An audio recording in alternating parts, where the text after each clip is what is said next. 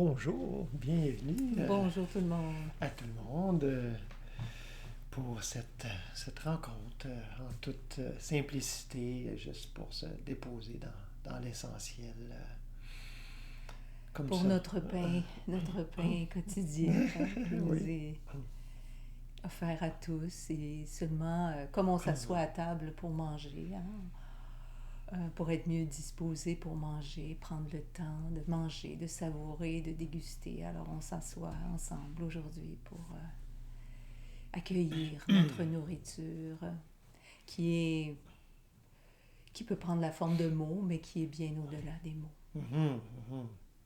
En fait, ces mots-là sont juste pour nous amener au-delà des mots, parce que sinon c'est vraiment une perte de temps. Hein. C'est juste pour accumuler des connaissances, et c'est pour ça que... Meubler. Ouais, hein, et c'est pour ça d'ailleurs qu'on va avoir la semaine prochaine une rencontre dans la simple présence. Hein. Alors, c'est une rencontre intensive de pratique. Il va y avoir quelques paroles, mais c'est principalement en silence pour tout le monde. Et donc, méditation assise, méditation marchée, qigong, détente, repas en silence. Alors, une question de bien s'immerger. Alors, c'est samedi prochain, hein, il reste quelques places. Alors, cette semaine, ben, on n'avait pas nécessairement un thème très précis prime abord, En tout cas, pas mais suffisamment pour l'annoncer ouais, c'est ça. d'avance. C'est ça. Des fois, c'est difficile. C'est un peu se peinturer dans le coin de donner un thème parce que là, on arrive quelques jours avant, des fois, ou même des fois quelques heures avant, on se dit oh non, hey, c'est ça aujourd'hui. Euh, alors, comme, ben, c'est ça, hein, autrefois, on n'en donnait pas de titre. On les donnait après hein, pour la vidéo. Mais, alors, c'est ça. On n'a pas toujours un titre. Pour ma part, en tout cas, je vais commencer. Il y a quelque chose qui m'interpellait. En fait, c'est depuis la semaine passée. Moi, euh, et même plus, ce thème de... Ben, en fait, c'est drôle parce que ça a comme plusieurs... je pourrais le nommer de plusieurs façons. Hein. C'est l'entre-deux. Hein. L'entre-deux, d'abord, l'entre-deux, on pourrait dire liturgique, d'une certaine façon, hein, du calendrier. C'est-à-dire qu'on a... euh, on vient de passer Noël, hein, un temps fort où on n'a pas besoin de Noël euh, pour méditer sur l'incarnation et toutes ces choses-là. Mais on dirait que ça va de soi. Hein, ça va de soi. Ça va de soi, en tout cas ici au Québec, ne serait-ce que par les saisons. On dirait que il y a vraiment tout ce momentum-là qui est Qui tout naturel. favorise l'intériorité, puisque l'intériorité après ce dépouillement de l'automne, hein, puisque Et ce début de la lumière oui, aussi qui commence à... Le temps d'ensoleillement qui s'allonge hein, tranquillement. Alors, il y a ça. Alors, bon, c'est entre deux, hein, parce que c'est entre deux choses. Il n'y a pas juste une chose ou l'autre. Mais on est avant la préparation à Pâques et Pâques elle-même. Donc, entre les deux, puis entre d'autres moments forts aussi, dans l'Église, on appelle ça, et je trouve ça intéressant, on appelle ça le temps ordinaire. C'est le temps ordinaire. Bon, ça fait ordinaire, mais c'est le temps, c'est cet entre-deux. Hein? Puis cet entre-deux, bon là, j'en parle plus de la liturgie, là, c'était juste pour montrer le, le lien aussi avec tout ça, parce que c'est inspiré, ça. Hein? Et euh, mais cet entre-deux-là, on le vit. On le vit. On n'a pas besoin d'attendre entre Noël et le jour de l'an. On le vit, des fois, sur des périodes beaucoup plus longues que quelques mois. Ah, ça peut être de quelques années à même plusieurs années. Ça peut être quelques jours, quelques heures. Cet entre-deux-là, on le vit régulièrement.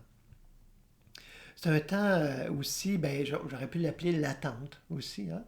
Euh, c'est ce moment d'attente. On- C'est vraiment ça qu'on a l'impression de faire, d'attendre. Puis même en plus, on ne sait pas trop qu'est-ce qu'on attend souvent la plupart du temps. Ou un autre terme aussi qui est... qui fait partie d'un écrit bouddhiste très important, mais aussi des évangiles à plusieurs endroits, c'est le thème de passer sur l'autre rive. Hein? Passer sur l'autre rive. Si on passe sur une autre rive, ça veut dire qu'on part d'une rive puis on s'en va vers l'autre. Donc, entre les deux, là, on a cet entre-deux-là, justement. Et puis, si la rive, si on fait juste traverser une petite rivière, là, c'est pas stressant, c'est pas énervant. On part et puis on voit la rive qu'on laisse derrière, puis on voit déjà l'autre rive de l'autre côté. On voit où est-ce qu'on s'en va. C'est pas stressant du tout, là. On peut pas se perdre. On sent pas que... On sait pas trop où on s'en va ou quoi que ce soit. C'est direct. Ou qu'on est perdu au milieu de nulle part. C'est ça. Mais si on traverse une plus grande étendue d'eau, donc on quitte une rive, puis à un certain moment... on arrive peut-être au milieu ou en tout cas assez loin qu'on a perdu de vue la rive qu'on a quittée, mais on ne voit pas encore l'autre rive vers laquelle on se dirige. Donc il y a ce moment qui peut être de flottement, qui est à peu près, qui est jamais confortable. Je dis à peu près jamais confortable, mais je pense que c'est jamais confortable. D'être dans cet entre-deux. Il y a toujours des moments, que ce soit de doute, de panique, littéralement, de crainte. Et je nous invite ce matin, aujourd'hui, à juste se référer à notre propre expérience. Hein? Parce que je dis, si on se réfère, moi je peux vous raconter plein d'histoires, là, je vais vous en raconter quelques-unes quand même, mais je dis... en bout de ligne, ça a très peu d'importance si ça n'illustre pas quelque chose pour vous dans votre propre expérience. Parce que, je dis, on peut entendre les plus belles expériences, puis c'est très... ça peut être inspirant, ça peut être motivant d'entendre les histoires. Moi, j'ai beaucoup lu, et j'en lis encore, les histoires plus ou moins biographiques là, de saints, de sages, et tout ça. Je trouve ça fascinant. Je trouve ça... Pour moi, c'est très... c'est au-delà du divertissement, c'est inspirant. Mais pas... à une certaine époque, c'était inspirant au sens de... Je cherchais à imiter, à faire pareil. Puis, on se rend assez rapidement compte, si on pousse assez fort dans l'imitation, que ça sonne faux. Il y a quelque chose... il me semble que ça a moins de sens là, pour moi aujourd'hui. On essaie d'imiter un saint d'il y a 1000 ans, ou même d'il y a 50 ans. Là. C'est un autre contexte, c'est une autre culture, souvent. C'est un autre... c'est tout autre. Hein? C'est une autre personne, mais pas au sens de personnage, mais c'est un autre individu. C'est une autre expression. On en a parlé avec les facettes du diamant il y a quelques rencontres. Donc, j'ai exprimé quelque chose. Est-ce que ça a à être complètement original puis que ça n'ait rien à voir avec rien d'autre qui est arrivé avant? Mais probablement pas, parce qu'il y en a eu tellement que c'est sûr qu'il y a plein d'éléments qui vont ressortir et qui vont peut-être se ressembler, mais qui vont être... enfin, on pourrait prendre un exemple.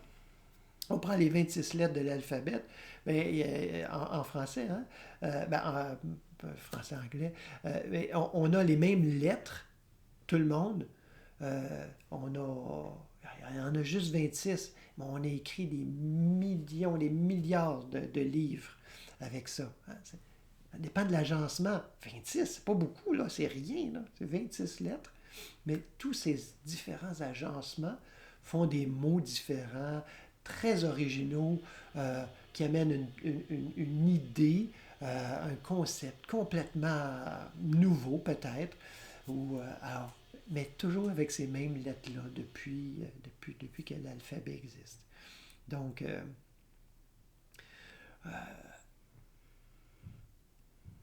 cet entre-deux, hein, c'est de passer d'une rive à l'autre. Je parlais d'un texte bouddhiste. En fait, je vais probablement en faire, en tout cas, j'ai ça comme projet là, d'en faire un commentaire de ce texte du Sutra du cœur de la compréhension de la sagesse sur un podcast. Et ça se termine en disant, on peut résumer cet écrit-là, c'est un écrit assez court, on peut le résumer par un mantra. Et on dit que c'est le plus grand, le plus haut des mantras, le plus important. Et on dit, il s'énonce comme suit. Gate, gate, parasam, gate, bodhi, soir. Bon, qu'est-ce que ça veut dire? Ah, on a des gens qui arrivent ici, la porte ouvre tout seul. Une journée porte ouverte. Alors, c'est pas chaud. Alors, et qu'on pourrait traduire, ce gâté, par passons, allons au-delà du par-delà, passons sur l'autre rive, sur la rive de l'éveil. Et à chaque fois, quand je pense à ça, ça me fait penser à plein de passages. Je vais vous en passer, quelques-uns. Je vais vous en partager quelques-uns. Des passages des évangiles.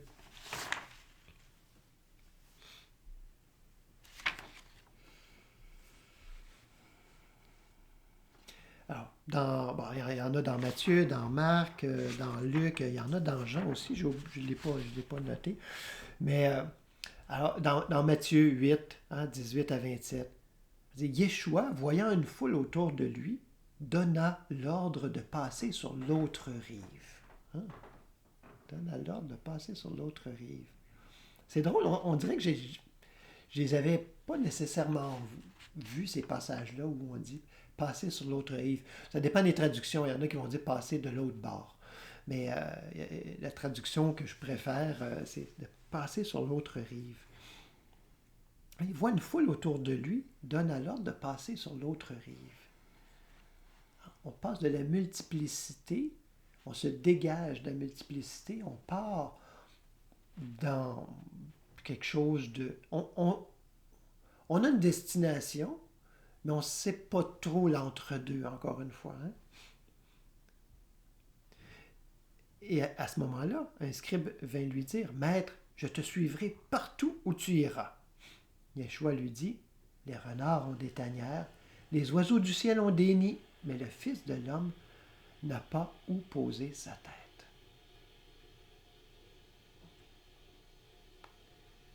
Ce divin, cet esprit, la conscience Christ que nous sommes, qui nous anime, qui plus que nous habite, mais qui nous anime, c'est dynamique. Ça ne s'arrête pas. Il n'y a pas un moment où ça s'arrête. C'est très faux, là. On s'est vraiment accroché les pieds dans les fleurs du tapis avec l'instant présent. On a fait une boîte, là, c'est ça. Ça, c'est l'instant présent. C'est figé. Ça ne peut pas. L'instant présent est toujours. Et l'instant présent, c'est l'instant de Dieu. Donc, c'est dynamique. Mais quand on le vit à partir de ce qui est stable, l'expérience est très différente. Plutôt que d'être baladé. Oui, tout à fait. Un autre parmi ses disciples lui dit, « Seigneur, permets-moi d'aller d'abord ensevelir mon père. » Mais Yeshua lui dit, « Suis-moi, laisse les morts ensevelir leurs morts. » C'est comme des petits koans zen. C'est des belles paroles à méditer. Je ne veux pas en faire des commentaires de toutes ces paroles-là. Ça perdrait son sens. Et il continue. Il monta dans le bateau et ses disciples le suivirent. Alors survint sur la mer une tempête si forte que le bateau était recouvert par les vagues. Et lui dormait. Les disciples vinrent le réveiller en disant, « Seigneur, sauve-nous, nous sommes perdus. » Et il leur dit, « Pourquoi êtes-vous si peureux, gens de peu de foi? » Alors il se leva, rabroua les vents et la mer, et un grand calme se fit. Étonné, il se disait, « Quelle sorte d'homme est-il celui-ci que même les vents et la mer lui obéissent? » Oui, dans cet entre-deux-là, si on y va seul, c'est-à-dire par soi-même, par ce personnage qui part là, en direction de d'un autre Qui quelque rame. part, ou qui rame, oui, laborieusement, eh bien, il y a toujours quelque chose. On va le voir dans d'autres récits. Il y a toujours quelque chose qui arrive. Là, ils sont chanceux, c'était pas loin. La conscience Christ était pas loin. Hein?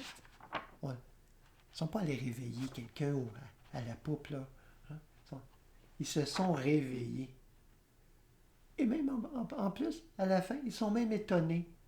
Mais qui n'est pas étonné quand lui-même se réveille, ou elle-même se réveille dans une situation, peut-être dans un entre-deux, mais dans une situation quelconque, puis tout à coup, tu sais comme, hein? Nous-mêmes, on est étonnés. On n'a pas besoin de gens qui s'étonnent autour, là. Mais nous-mêmes, on est étonnés, puis on se demande, mais comment? Comme les disciples, hein?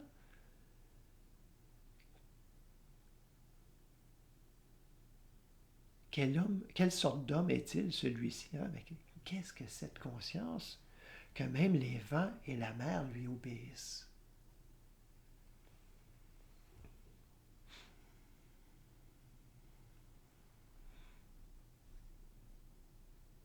Dans Marc, Yeshua regagna l'autre rive en bateau, et une grande foule se rassembla auprès de lui. Il était au bord de la mer. Un des chefs de la synagogue, nommé Jaïros, arrive. Le voyant, il tombe à ses pieds et le supplie instamment. Ma fille est sur le point de mourir. Viens, impose-lui les mains, afin qu'elle soit sauvée et qu'elle vive. Il s'en alla avec lui. Une grande foule le suivait et le pressait de toutes parts. Un petit peu plus loin dans Marc, au chapitre 8, après la multiplication des pains. Aussitôt, il monta dans le bateau avec ses disciples et se rendit dans la région d'Almanuta. Les pharisiens survinrent, commencèrent à débattre avec lui pour le mettre à l'épreuve et lui demandèrent un signe venant du ciel. Il soupira profondément en son esprit et dit, « Pourquoi cette génération demande-t-elle un signe? Amen, je vous le dis, il ne sera pas donné de signe à cette génération. » Puis il les quitta et reprit le bateau pour regagner l'autre rive. Voyez? C'est entre-deux tout le temps en mouvement, tout le temps d'une rive à l'autre. Il ne fait pas un aller-retour, là. Hein? C'est on pourrait dire d'une découverte à l'autre, d'une destination intérieure, spirituelle à l'autre. Mais il se retrouve. Il y a quand même, on se retrouve toujours dans cet entre-deux. On le voit dans sa vie même du maître. Hein? Justement, hein? La naissance. Ensuite, bon, quelques petites choses qui arrivent, puis hop, on n'entend plus parler. On en entend parler quasiment 30 ans plus tard. Hein? On ne sait pas trop ce qui est arrivé. Beaucoup de gens se questionnent là-dessus. Beaucoup de gens essaient de trouver des réponses. Puis, mais... Hein, c'est ça. On ne veut pas laisser place. Non. Ben non. Oui, mais il est allé en Inde. Il est allé faire du zen au Japon. Il est allé faire... Bon, etc. Si, ça, là. Il est allé en Chine. Il est allé... c'est comme... Il ne peut pas y avoir d'entre-deux. Ce moment que nous tous, nous vivons. Ces moments d'attente, ces moments de gestation, ces moments de préparation si importants. On en vit tous, là. Je veux dire, hein? On en vit tous et on a l'impression des fois que les entre-deux reviennent un petit peu trop vite. Hein? On n'a pas le temps d'arriver sur l'autre rive, on n'a pas le temps encore d'en récolter les fruits. On a l'impression, c'est vraiment juste une impression, que déjà, un grand vent nous enlève vers une autre rive. Et encore dans cet espace entre deux où on ne voit plus la rive qu'on a quittée, à laquelle on aurait bien aimé s'accrocher, puis qu'on aimerait bien voir l'autre parce que là, c'est parce que je ne sais pas. Je ne sais pas. J'ai vécu des moments comme ça, euh, comme vous tous, des moments prolongés, là. Hein, des moments d'exaltation, des moments, on pourrait dire, d'éveil, de réalisation, suivis de moments où, en complet brouillard, dans cet entre-deux, pendant un an, ça m'est arrivé quelques fois, pendant un an, pas pour vous décourager, là, mais un an de temps, pas d'emploi, pas rien, rien. T'as beau essayer, puis à un moment donné, t'arrêtes parce que tu te dis, mais ça donne rien, là. Je me débat comme un diable dans l'eau bénite. Ça n'a aucun sens. Je m'agite pour rien. Hein, je fais juste de la vague, là. Je- Juste arrêter. Juste se déposer. Je postais que... Et pas se déposer pour arriver quelque part. Pas se déposer pour atteindre quelque chose, mais juste se déposer pour réaliser que je suis. Si je suis, c'est parce que Dieu est. Juste ça. C'est simple quand même. Ce matin, il m'est monté quelque chose que j'ai envoyé. Hein, et trop souvent, on veut méditer pour s'éveiller. Euh, on veut prier pour devenir un avec Dieu. Mais ça n'arrivera pas. Ça n'arrivera pas. C'est aussi insensé, hein, que le poisson qui se dit, ben, je vais nager vers le sud pour trouver l'eau. C'est aussi insensé que ça. Ça veut dire qu'on est aussi bien d'arrêter de méditer et de prier. Non, mais pas le faire dans un but.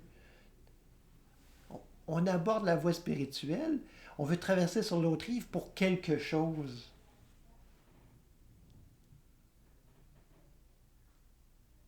On anticipe, on projette des choses à l'avance. Hop, ça va être ça. C'est ça que je m'en vais chercher. C'est ça que je vais trouver. Ça bousille toute l'expérience.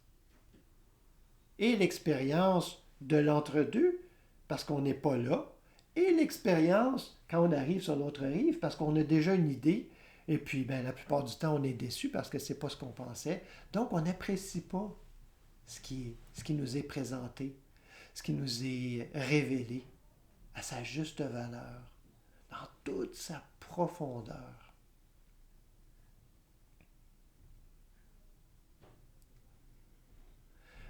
Ben d'autres affaires à dire là-dessus, mais ce serait encore juste parler pour parler. Je vous invite à juste prendre un moment, peut-être juste réaliser qu'à chaque fois qu'on s'assoit aussi pour juste se déposer, être là, c'en est un d'entre deux. En tout cas, ça devrait en être un, je pense, parce que si on sait trop où on s'en va, on risque de manquer à la fois le voyage et la destination et l'arrivée. Et tout, en fait. Donc, prenons quelques minutes, quelques instants, juste pour se déposer. Un petit 5 minutes pour pas essayer d'arriver quelque part, pas essayer d'atteindre quoi que ce soit. Ou de sortir de l'entre-deux. Ouais, hein? Pas essayer de rejeter quoi que ce soit. Juste être assis. Ou debout, ou peu importe. Hein? La position n'a pas d'importance.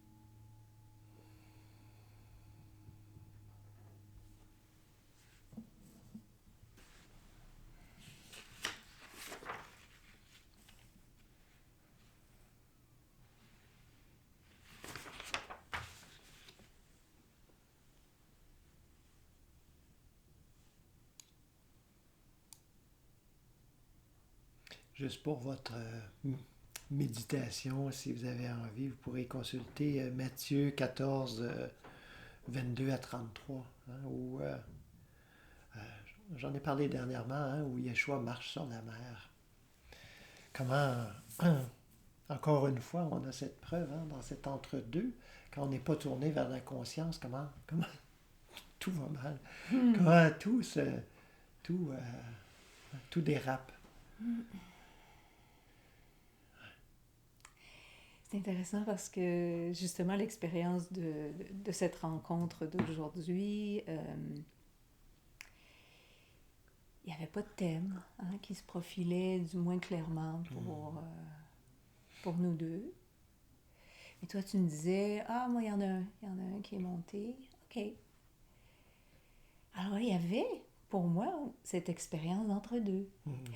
D'autant plus qu'il y avait deux thèmes qui se profilaient à l'horizon, mais aucun des deux ne semblait être animé de l'esprit. Et en fait, je savais... Hein? Tout en fait, pas animé de l'esprit. Non, c'est pas ça. Non, c'est pas ça, je veux dire. Non.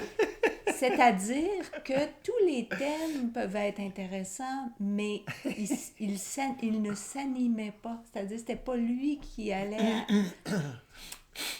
Autrement dit, je savais pas dans quel sens le vent de l'esprit allait souffler. Puis c'était pas... c'est ça, c'était pas clair. Je comprends ce que tu veux dire, mais c'est ça, c'est... Autant le sujet peut être intéressant, oui. Une multitude de sujets peuvent être intéressants, mais c'est lequel maintenant? Parce qu'il y a l'infinité, hein? Puis, mais sur quoi le projecteur, la lumière de l'esprit va se poser maintenant?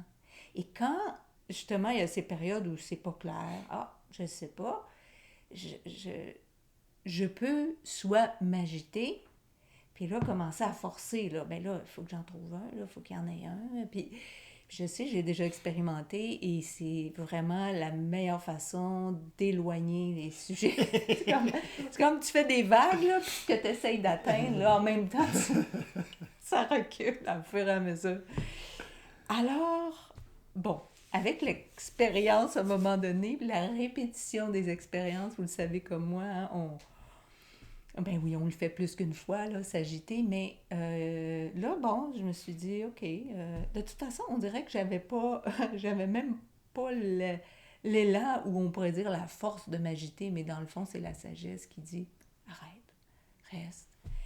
Et finalement, il y en a un qui est monté, puis qui s'avère que c'est tout à fait en lien avec cet entre-deux. Et c'est drôle, hein? Ben, c'est drôle, on pourrait s'étonner là aussi, mon Dieu, quelle conscience, quel esprit a pu orchestrer tout ça, mais dans le fond, on le sait bien. Alors, c'est le thème de vivre en une seule maisonnée, une seule maison. Mais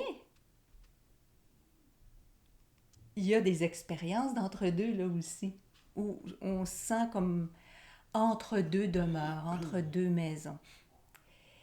Et on a l'impression, on a utilisé d'autres images pour en parler, hein, cette oscillation, mais ici, ça se présente sous le thème de la maisonnée.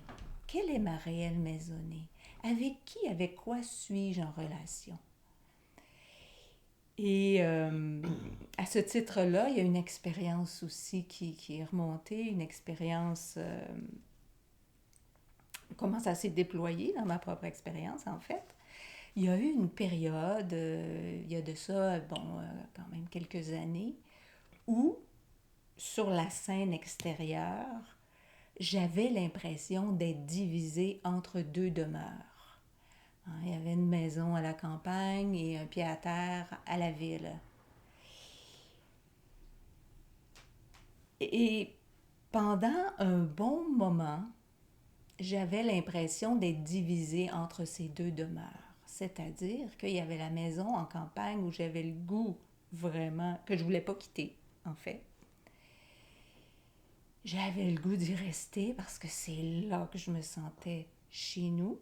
Et l'obligation d'aller en ville et de devoir, pendant ce temps-là, être dans une autre demeure où je me sentais déportée, où je me sentais pas chez moi, où c'est pas là que j'avais le goût d'être. Et là, je me disais, bon, à un moment donné, là, c'est devenu très, très clair. Voyons, ça n'a pas de sens. Ça n'a pas de sens. Si je vis cette expérience-là, cette souffrance-là ou ce déchirement-là, c'est parce que j'ai fait de ma maison quelque chose d'extérieur. Et c'est clair que tant que ma maison sera quelque chose d'extérieur, soit que je vais m'attacher à un lieu et je vais dire, waouh, ça c'est vraiment ma place, mais il ne faut pas que je parte de là. Il ne faudrait pas il arrive quelque chose, que je sois obligée de déménager. Ce serait terrible. Ou que je sois dans un lieu où je me dise, je ne peux pas être bien. Je ne peux pas être bien du fait que je suis dans un lieu qui ne me convient pas. Alors, ces deux expériences-là. Alors, je me disais, il y a juste une solution. Je dois résoudre ça en conscience. Parce que, quelle est ma véritable maison? Est-ce que ma véritable maison, je ne la transporte pas avec moi? Je le savais intellectuellement, mais je ne le vivais pas encore.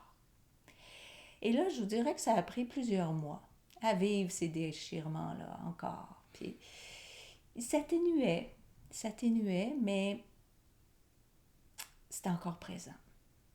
Qu'est-ce que j'avais à faire? En fait, j'aurais pu dire, bon, OK, écoute, non, je ne peux plus vivre ça. Puis c'est ce qu'on a fait principalement dans notre vie. On essaie de régler ça à l'extérieur.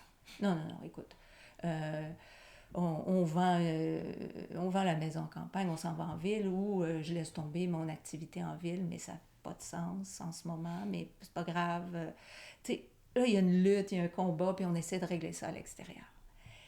Mais comment je réglais ça à l'intérieur? Je continuais à me déposer, à être à l'écoute, à réaliser là où est ma demeure, puis à y demeurer, en fait. Une demeure, c'est fait pour demeurer, non? Alors, à y demeurer le plus possible. Mais ça a pris plusieurs mois. Et il y a eu cet entre-deux, effectivement, très inconfortable. Et à un moment donné, en fait, sans m'en rendre compte vraiment, j'ai réalisé, parce que je continuais de faire ces allers-retours-là, à un moment donné, j'ai réalisé qu'il n'y en avait plus de souffrance, que c'était plus douloureux, que je me sentais plus déchirée, déportée. C'était juste plus là. C'était plus là.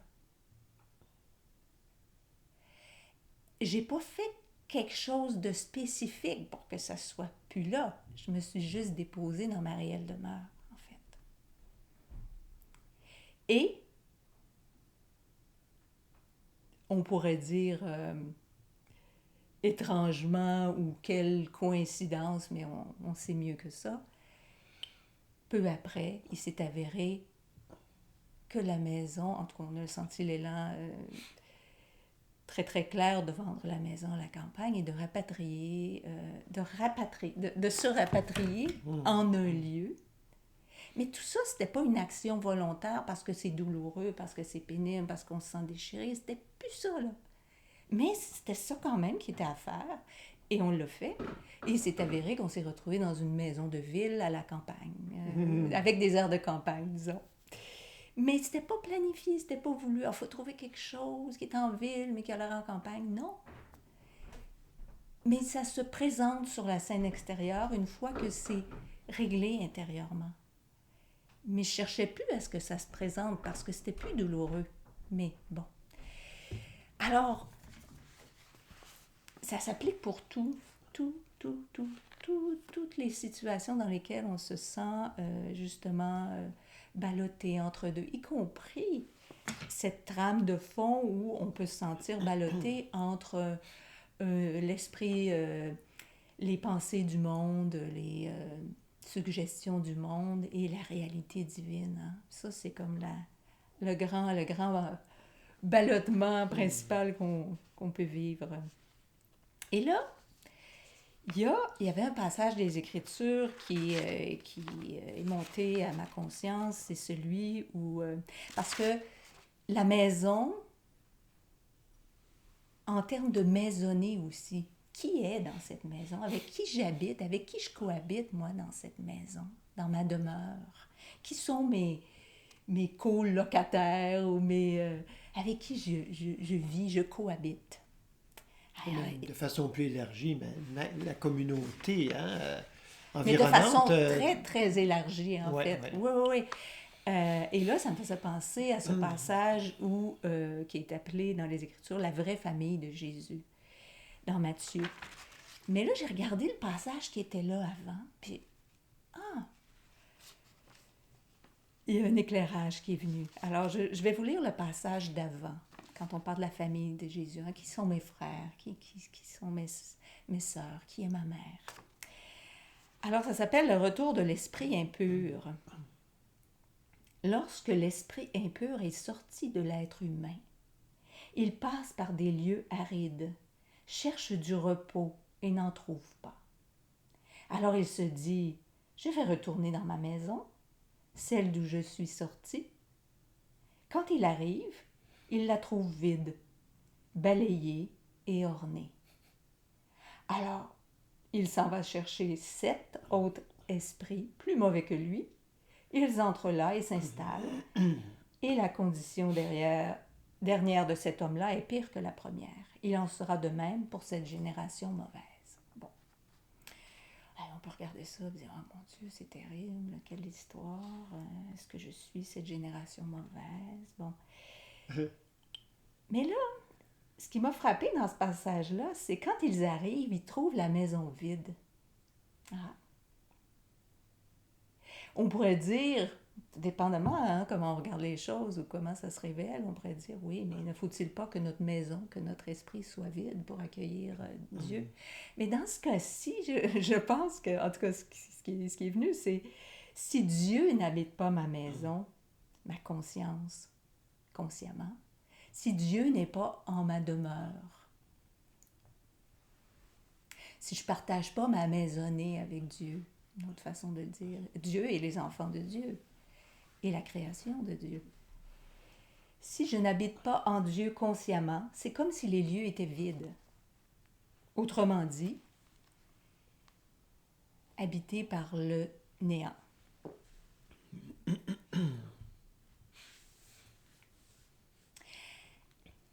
La conscience qui n'est pas remplie de la substance divine, qui ne se sait pas remplie, hein, comme le poisson qui ne se sait pas baigner dans l'eau, c'est comme si là, il y a une mécanique, là, il y a un projecteur qui se met en marche automatiquement. Quand c'est vide, ou quand on a l'impression que c'est vide, que ce n'est pas plein de Dieu, qui est l'omniprésence, mais bon, on l'oublie. Alors, il y a un projecteur qui se met en marche pour remplir le vide, parce que, écoute, ça prend quelque chose, là, du remplissage. Alors, il y a un projecteur qui se met en branle et qui projette des images, des dessins animés. Mais ces images-là, bon, sont sans valeur, sans fondement, sans substance, on pourrait dire ça, hein, mais quand on a l'impression que notre maison est vide de Dieu, ça fait office de dessin animé, là. Ça fait office de vie. Puis à ce moment-là, ces projections deviennent ma maisonnée, ce avec quoi j'habite, je cohabite, ce que je suis aussi, parce que je fais tout à coup partie de ce monde de projections-là. Alors, ces projections sur les murs dans la maison divine, on s'entend parce qu'il y en a juste une, mais ces projections, tout à coup, remplissent les murs. Puis là, on pourrait dire hein, que ça devient une maison hantée d'esprits et de fantômes imaginaires, mais bon, quand on pense qu'il y a juste ça, Ces projections peuvent nous attendrir, nous faire peur. Ils peuvent nous dégoûter aussi.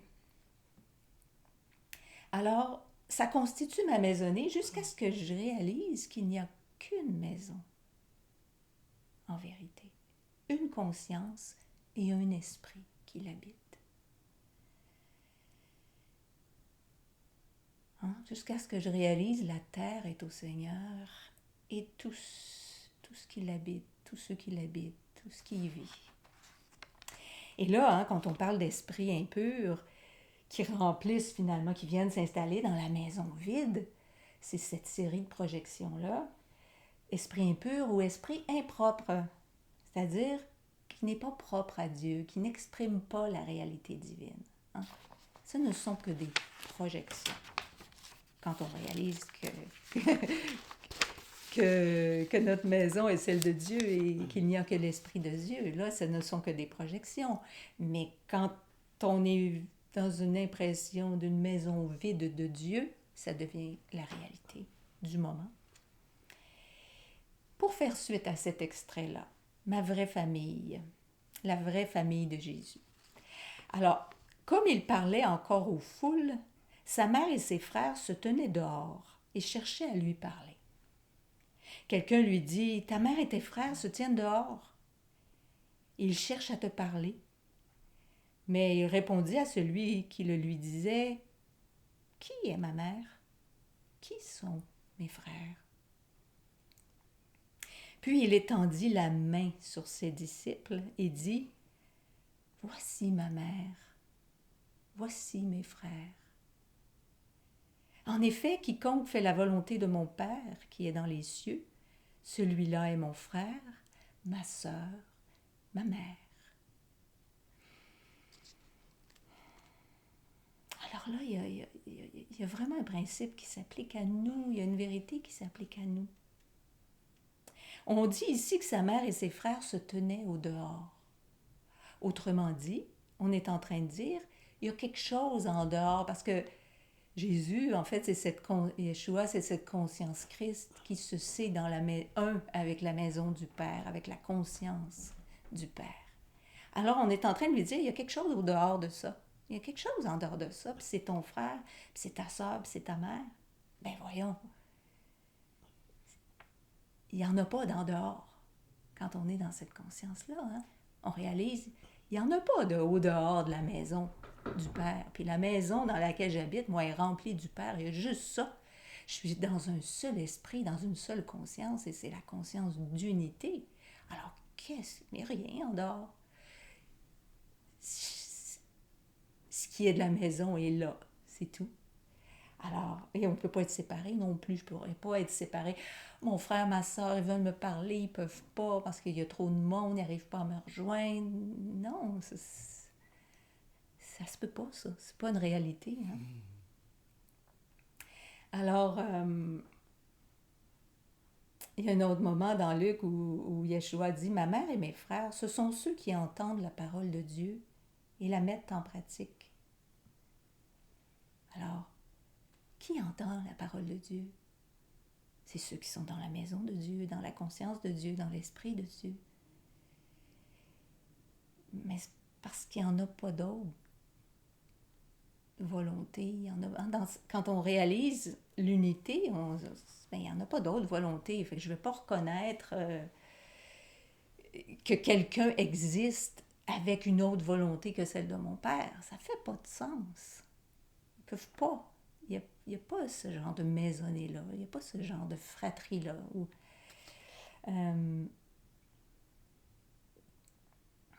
Alors, toutes ces idées-là ne sont pas de ma maisonnée. C'est clair quand on demeure là. Mais ce n'est pas toujours clair pour nous. C'est pourquoi on n'est pas sûr de notre appartenance, en fait.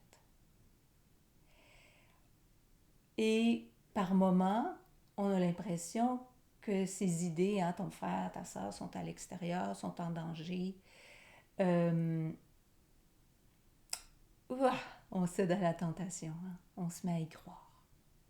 Mais quand on s'en rend compte on est là, on a toujours été dans la maison du Père. Hein? Pendant toute cette expérience-là de projection, ça se faisait, c'était dans la maison.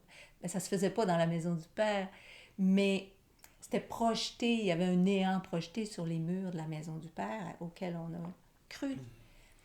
Et, euh, et là, mais quand on est encore saisi par l'impression que ces projections ont une densité, une réalité, mais qu'on sait à tout le moins que la maison du Père existe, c'est déjà ça, c'est déjà suffisant pour qu'on puisse se tourner et qu'on sait où la trouver, la maison du Père, la conscience du Père, on sait que c'est au-dedans, eh bien on se tourne. Si on veut la réalité, on se tourne vers la réalité. Parce que le Père, la conscience, notre réelle conscience, n'est jamais altérée par quelque projection que ce soit. Alors, c'est comme l'écran hein, qui n'est pas touché parce qu'il y a une tornade, une épée qui semble transpercer quelque chose. Hein, l'écran n'est pas transpercé. Alors, on se tourne. Et là, en toute confiance, et c'est là, dans cet entre-deux, justement, où on peut se sentir en deux maisonnées, s'arrêter. Du moins, pour le temps où on s'arrête, laisser de côté les projections. Ne pas tenter de faire quelque chose par rapport à ces projections-là. De les améliorer, de les dessiner d'une façon qui nous plaît davantage. Comme je disais tantôt, OK, je suis déchirée en deux demeures, on va en laisser tomber une. Non, on n'essaie pas de régler ça à l'extérieur de notre conscience. On rentre à l'intérieur parce qu'on veut justement réaliser notre conscience réelle, la conscience du Père. Alors, je reviens. OK. Quelle est la vérité, la réalité? Et là, on est en mode réceptif. On n'est pas en mode projecteur qui continue de tourner, puis justement, comme tu disais tantôt, dans cet entre-deux, on se fait une idée là, de ce à quoi peut ressembler la réalité. On peut, un moment, pour se raplomber un peu, mais on arrête à un certain moment pour que la réalité de cette conscience se révèle. Se révèle où? En tant que notre conscience même, hein? Ça va se révéler. Et là, la lumière efface toute projection. Ou, si elles ne sont pas effacées, elles ne nous effraient plus. C'est ça qui se passe. Et c'est le sentiment qu'on a dans ces moments-là d'être revenu à la maison. Est-ce qu'on était parti?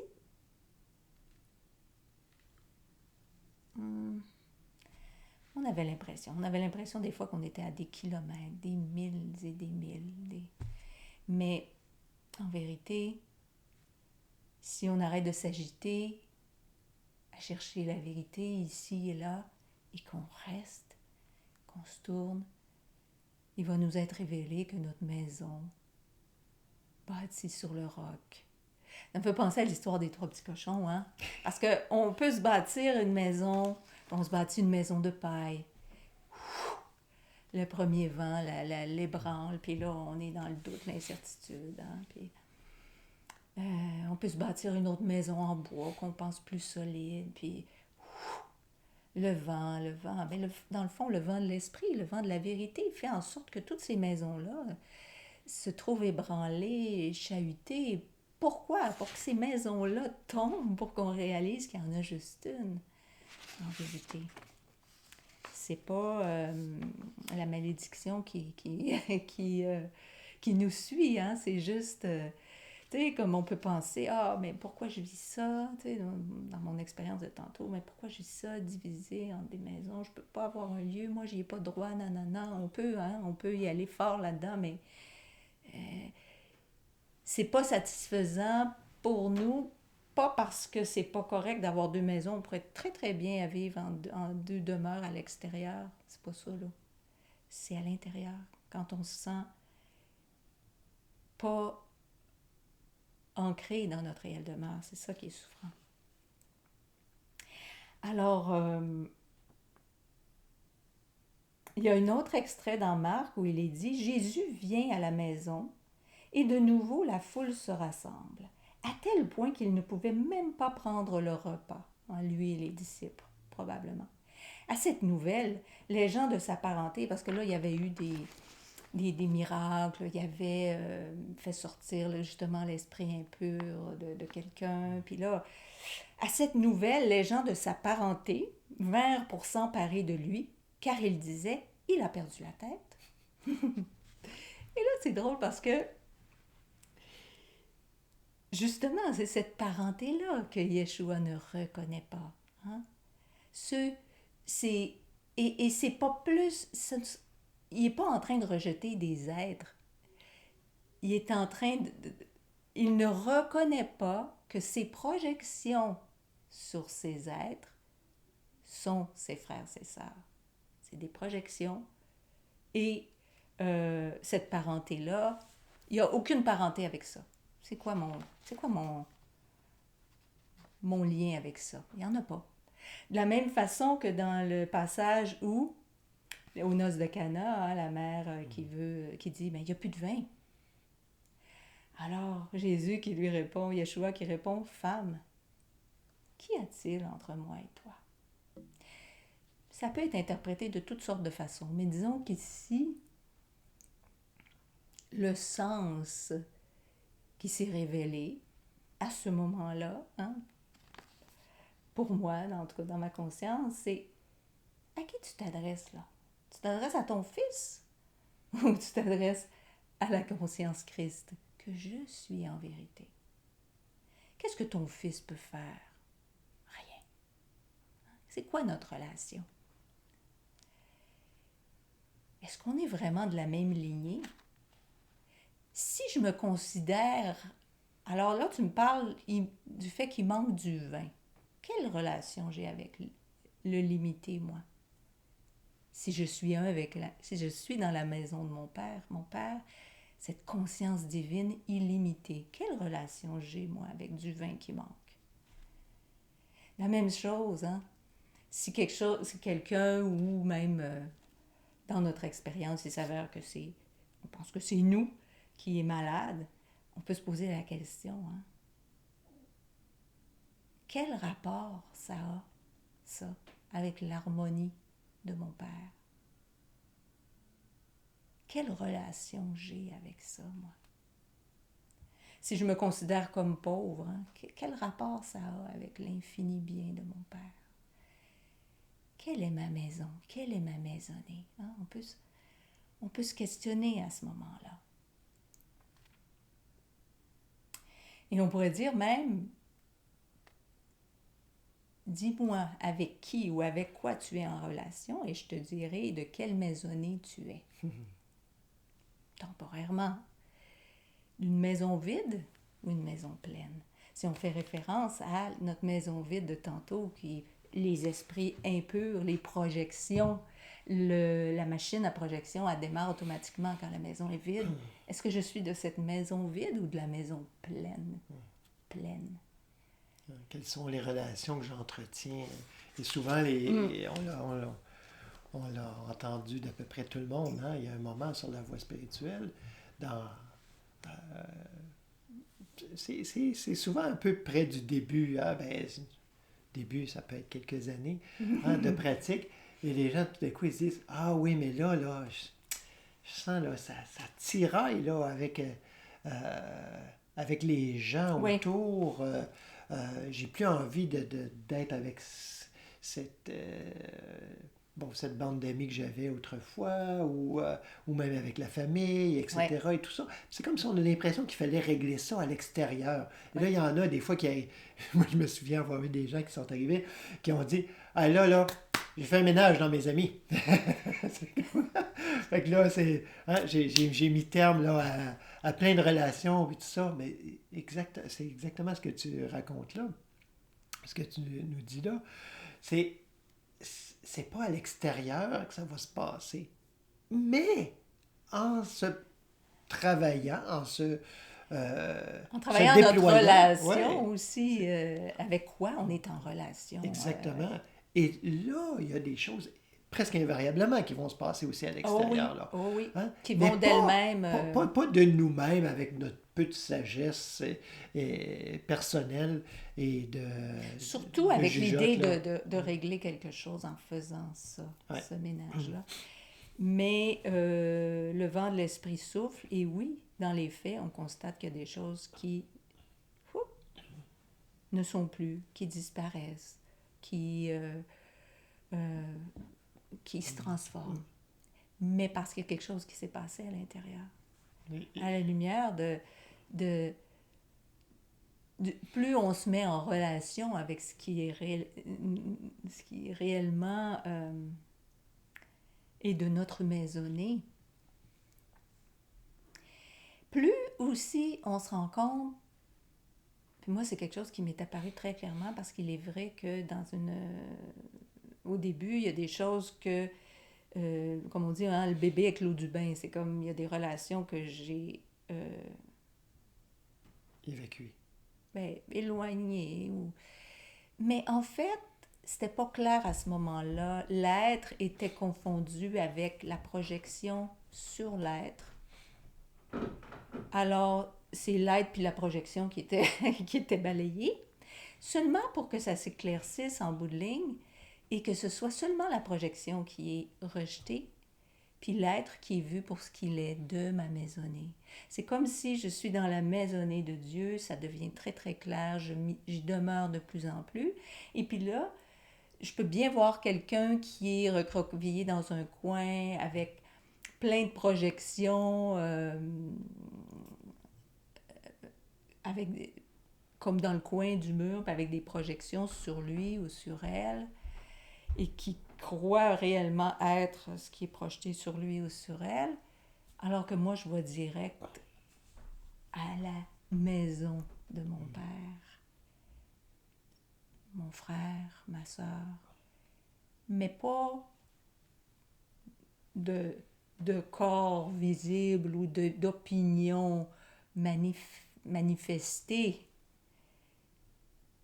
en esprit, en conscience. Je reconnais ça. Mais je cherche pas dans le visible quelque chose qui pourrait me faire penser qu'on est de la même famille, là. Wow, ok, t'aimes ce genre de vêtements-là, ou tu penses comme moi, c'est bon. Oh, puis finalement, ouais, t'es une bonne personne, hein, on doit être de la même lignée, là, ça va vite. Non, pas ça. Peu importe les projections. Mais ça, c'est pas comme ça au début, c'est pas vrai, parce que moi, ce que je vois, en tout cas, je vois que ça semble être pas mal une tendance générale, c'est qu'au début, on tasse parce qu'on a besoin de voir clair au-dedans, puis c'est correct, c'est pas mal, là. C'est vraiment juste une étape, mais c'est pas une fin en soi. Puis à un moment donné, on se rend compte qu'une fois que c'est clair, là où je demeure, c'est de plus en plus clair, suffisamment clair, devrais-je dire, ben là, on n'est plus menacé par les projections parce qu'on se croit plus de cette filiation-là des projections. Alors, ces projections-là, la lumière est suffisamment présente pour qu'on n'en soit pas effrayé, pour qu'on ne sente pas que ça nous sépare réellement. Parce que quand Jésus disait, eux autres, ils sont dehors, c'est pas mon frère, ma soeur, il n'était pas en train de dire, il y a des gens vraiment que je garde au dehors. Non, non, non, il n'y a pas de dehors. Il n'y en a pas au dehors. Qui peut être là au dehors? Personne. C'est plutôt de cet ordre-là, en tout cas. Et on parle de personnes, hein, de gens, mais c'est aussi qu'est-ce que j'entretiens comme relation avec des attitudes intérieures. Ah, ben oui! Avec, bon, etc. On pourrait le mettre avec tout, là. Alors, qu'est-ce que j'entretiens? Parce que c'est ce que j'entretiens qui va prendre place, hein, qui va se déployer, se démontrer dans mon expérience. Hein, Puis ça m'est apparu d'une façon tellement claire à un moment où, par exemple, j'avais l'habitude de réagir à tel comportement chez l'autre. Que ce soit, peu importe, là, vous pouvez donner toutes les déclinaisons, là, un comportement, vous savez de quoi je parle, là. Ça peut être un comportement d'impatience, un jugement chez l'autre, ou peu importe. Et que moi, je me voyais réagir, mais à un moment donné, ça m'a dit à l'intérieur, t'es en relation avec qui? j'ai bien vu que ça ne concernait pas l'autre du tout. Ça concernait moi, à l'intérieur, avec qui je suis en relation. Parce que quand je réagis et je réponds aux projections, je suis à ce moment-là, moi aussi, je me considère moi aussi. Si je suis en relation avec une projection, c'est parce que je suis une projection moi aussi. Et que j'en fais partie à ce moment-là. J'ai vraiment l'impression d'en faire partie. Alors là, ça n'a rien à voir avec l'autre. C'est moi, avec qui je me mets en relation, mais c'est qu'est-ce que je me considère être à ce moment-là. Et c'est ça qui est à... Wow, attends une minute. Je suis en relation avec qui? Puis là, on peut se replacer. Attends, ma réelle relation, ma réelle maisonnée, dans la maisonnée de Dieu avec qui je cohabite en vérité. Puis là, on se remet, on se replace, et puis c'est là qu'on se tourne et qu'on ne va pas régler ça par notre propre pensée, parce que la pensée fait partie du projecteur qui s'est mis à marche une fois qu'on pense que la maison de Dieu est vide, là, de Dieu. Alors, non, c'est pas comme ça que je vais retrouver mes réelles relations, ma réelle maisonnée. C'est, ok. Attends. Vide de projection, mais plein de Dieu. Alors, je m'ouvre pour que le plein se fasse, naturellement, en ma conscience, pour que je revienne à cette réalité.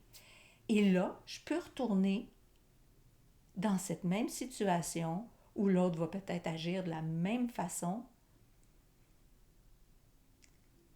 Puis là, si je suis affermie dans ma demeure, c'est là que je demeure et la projection n'a plus de pouvoir sur moi.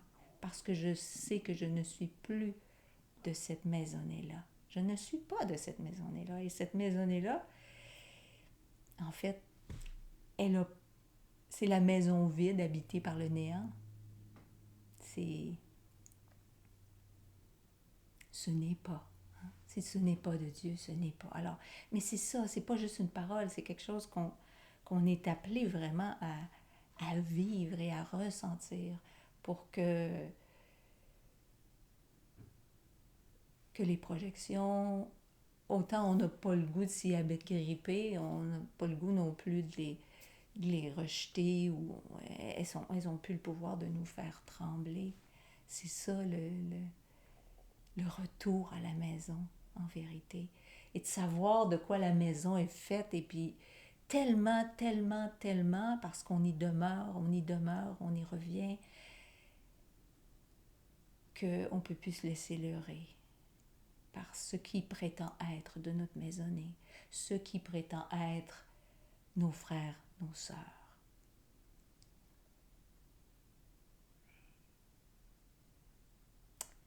Alors, on va prendre quelques minutes. Pour demeurer à la maison.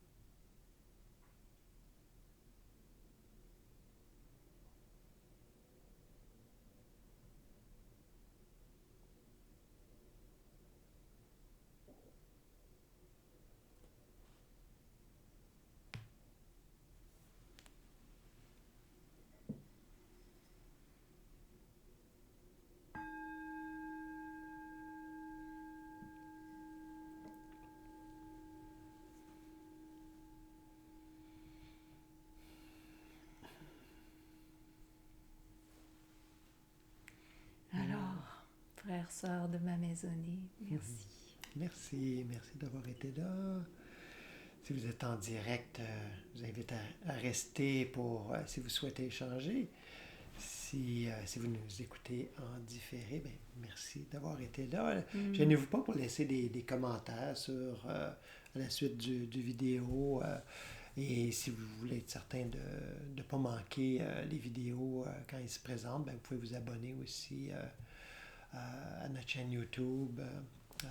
Comme ça, ben, ça donne aussi plus de visibilité pour tout le monde. Alors, merci beaucoup. Merci.